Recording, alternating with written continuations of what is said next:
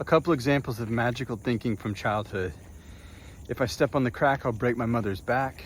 If I toss this coin in the fountain, I'll have good luck. If I make a wish before I blow out the birthday candles, I'll get my wish, something good will happen. These are all pretty harmless examples, but they all contain the seed of, if I think or believe or do this, then everything will be okay. I was watching a 35-year-old guy online yesterday, talk about his religious convictions, and I thought this is a prime example of magical thinking in adulthood, of the, if I believe this, then I'll be okay and everyone else will be okay. I think it hit me because I was raised in and spent some time in religion, and I know that impulse, and it's heartbreaking. It feels desperate, And it really raises the question that I never stopped and asked myself when I was involved in religion, which is, why are we not okay? The pat answer from the church would be, well, you're sinful, you're born into sin. Or in spirituality, they might say, well, you're asleep, you're unconscious.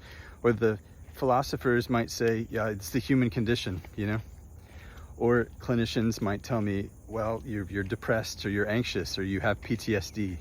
But these are descriptions. Why am I suffering? What are the mechanics of this? Like if I had a splinter in my foot and was suffering, but I didn't know why, it would be so insane for someone to say, well, the world's a wooden place. And we all have splinters in our feet from the very beginning. And if you just believe that, then, you'll be okay. No, just show me what's wrong, what's causing my suffering. You have a splinter, and tell me what to do about it. Just pull it out. This is actually what we do in the Killer Bee Inquiries, is we point to the root of suffering and we tell you, what you can do about it. So here's me pointing to the splinter. Ready? You have buried emotions in your body. It's driving all of your suffering.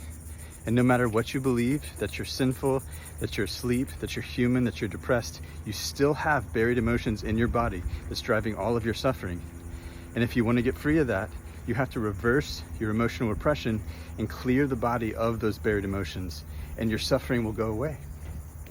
That's it. If you're interested in this, visit repressiontest.com.